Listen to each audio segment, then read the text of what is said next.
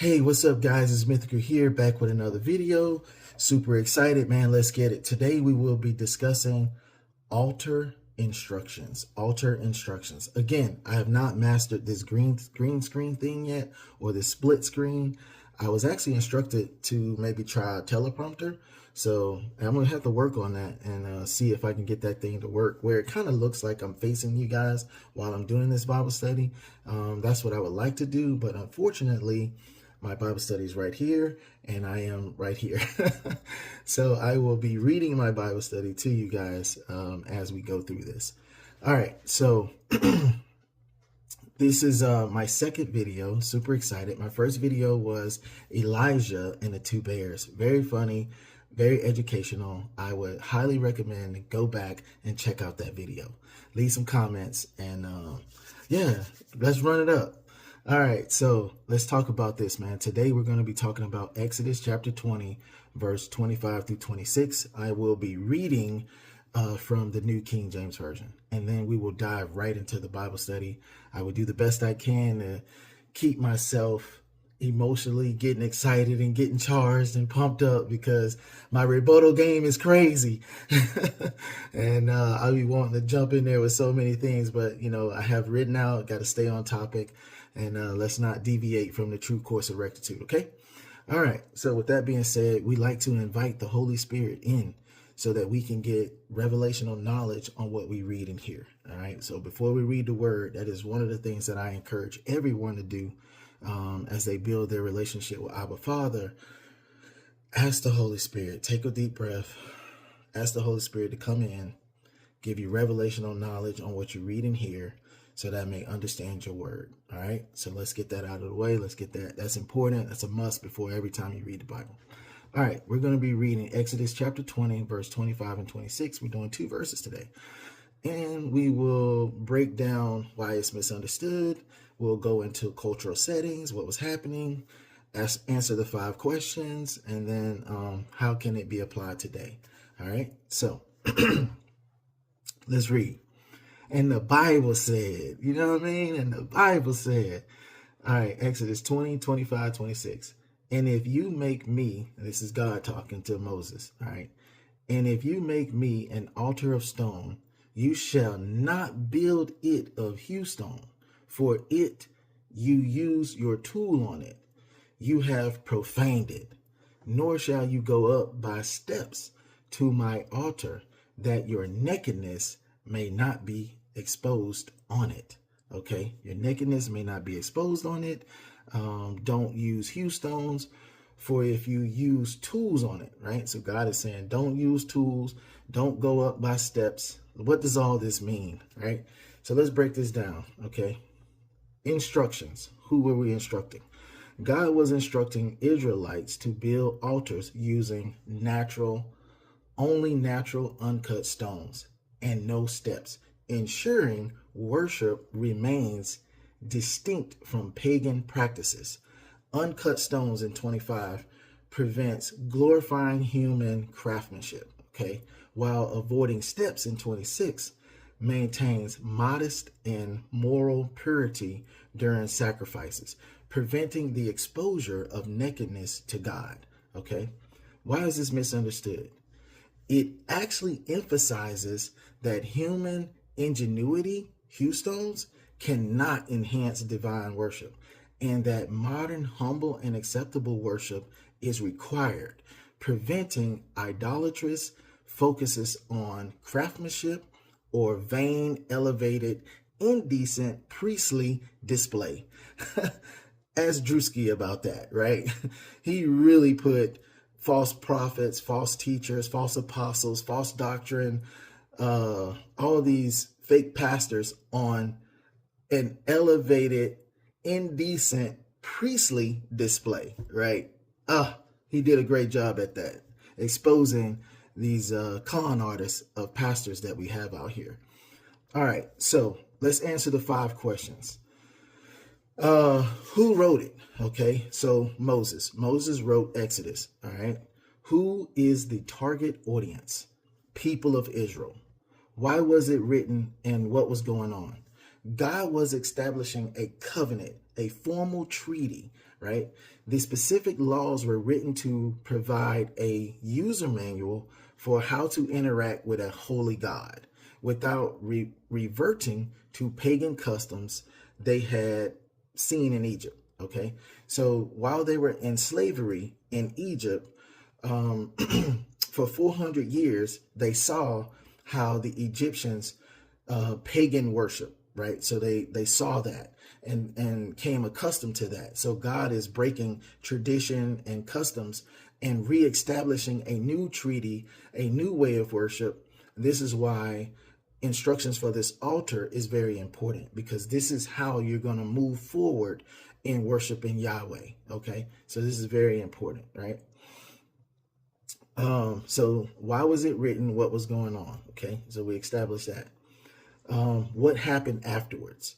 After the instructions for the simple altar in Exodus 20:25-26, the narrative shifts into a dense period of law giving and covenant making, known as the Book of the Covenants, the expansion of the law. Okay, so God expanded his laws in Exodus chapter 21, 22, and 23.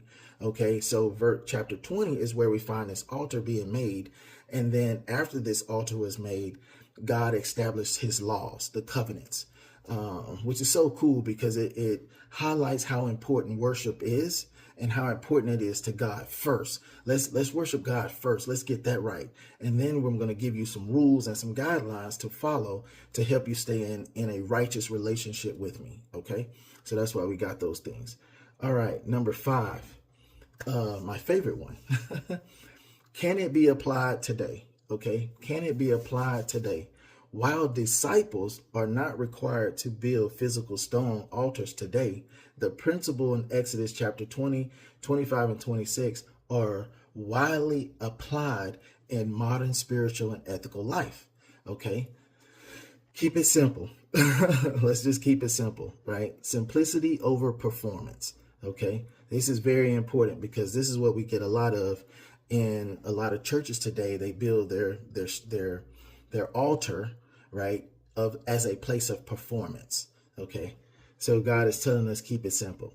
The command to use unhewn, natural, uncut stones emphasize that true worship should be simple and focused on God's creation rather than human skill.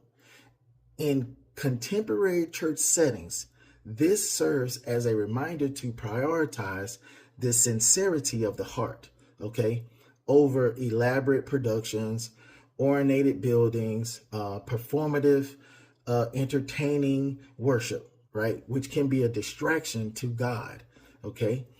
God rejects human pride. He just rejects it. Using a tool profaned the altar because it introduces the human ego in a holy divine place. All right. So God rejects human pride. He doesn't want you to build an altar using tools or chisels, right? He wants to keep your human ego out of the equation. All right. So this can be a holy place. Okay. This encourages humility. It suggests that we cannot improve upon God's grace. We can't improve upon God's grace with our own works or achievements. Spiritual life is viewed as a receiving what God has provided rather than trying to impress him with our own craftsmanship. Okay, we can't impress God with our own craftsmanship. Okay, he just wants us to worship him in spirit and truth. And Jesus gave one amazing example of what that looks like when we actually worship God in spirit and truth, right? When he had this conversation with the Samaritan woman at the well.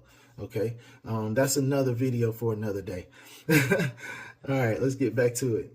Okay, modest and reverence. How do we reverence God modestly?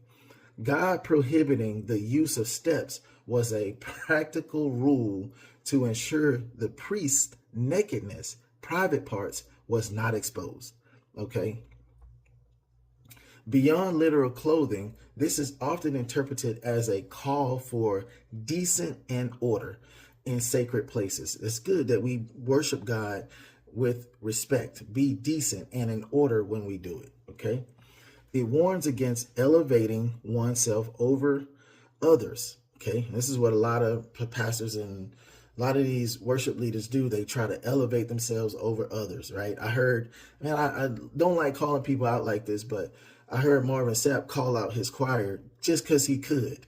And I'm like, bro, you can't elevate yourself over, people like that, man. That's you diminish the worship. You just it was bad. Just don't do that, man. This discredits, what you're saying afterwards, right? When you have an encounter like that, right? So, so elevating oneself over others in a way that leads to a loss of dignity, or it shifts the focus toward the human leader instead of the divine, right? So that's what you were doing when you did that. You shifted the focus to what you were saying about your choir versus what should be said about worshiping God. Okay. All right, let's dive a little bit more into this. Okay, so we're going to break down the uncut stones. We're going to talk about the steps, the contrast in paganism, and then we'll sum it up. All right. So uncut stones in 25. The prohibition against using a tool. God was forbidding them, prohibiting them. What? Bro, what are you talking about, man? From whatever that word is. Prohibiting, bruh. God was saying, hey, do not use a tool, okay? Or a chisel on stones, ensuring that the altar remains natural and unprofaned, okay? Carved or decorated stones were common in Egyptian and Canaanite idolatry, okay? Which focuses on human efforts and artistic skill. God demands that worship focus on him, not the creation or the efforts of the worshiper. Okay, he wants the focus to stay on him, not the creation of what you created or the efforts of the worshiper. All right, no, he just wants you to just worship him in spirit and truth. Okay, now let's talk about culture and what was happening during that time period and what they were actually wearing and why no steps was important. Okay, so God instructed the Israelites to no steps. Okay, Israelites often wore loose garments. Okay, building an altar with steps would require ascending high enough that from below a person's nakedness, private parts could be exposed, which was considered shameful and inappropriate for holy worship. All right. Contrast and paganism. These rules separated Israelite worship from surrounding cultures. Okay, remember they was in 400 years of slavery. They were surrounded by Egyptian culture of how they worship God, not our God, but a God. So they saw this as something that they can do as well. And God said, no, we're not them. They're not like us. All right. Surrounding cultures, which often includes sexual rituals or explicit display in worship. Okay, so God was like, yeah, no, we're not doing none of that. Okay, that is not how you worship. All right, and so God set these rules in place so that it would be distinct from other paganisms. Okay, symbolic. Why is this so symbolic? Why is the uncut huge stone so symbolic? And this is one of my favorite parts. And this is where the revelation of knowledge hit me like a ton of bricks. And I just began to worship and thank God because this is so awesome. Uncut stones as a foreshadow of the Messiah, a stone not cut by human hand. It emphasizes that salvation is God's work, not human efforts. All right. That's so beautiful. In essence, these verses emphasize holiness, simplicity, modesty, contentment, and the rejection of idolatrous practice in the worship of Yahweh. All right. Thanks, guys. I really appreciate you guys joining me for this Bible study. Hopefully we can keep this thing rolling. That was a lot of fun. I really appreciate doing that one. I learned a lot in this as well. As I read these over and over and over, continue to keep reading the verse again. Till the next time, peace, love, joy, blessings. Meet me in the comment sections. Let me know what part of this piqued your interest. If you got any questions or if you just have any suggestions for verses that we should read again. and break down. Let's do it, man. Super excited for this channel. Can't wait for it to continue to grow. It's already been a blessing to so many people. Love you guys. Stay blessed. Again, read the verse again. Let's get it. Yeah, all that gratitude stuff is nice, man. That's cool. But hey, man, let's get to the meat of the discussion. Hey, read the verse again. Let's go, man. This channel is going to be on fire. I'm excited. I'm pumped. Let's go, man. Let's get into this word. Let's get a full contextual understanding of what God is saying. Hey, come on, man. Let's go, man. Read the verse again. I'm out.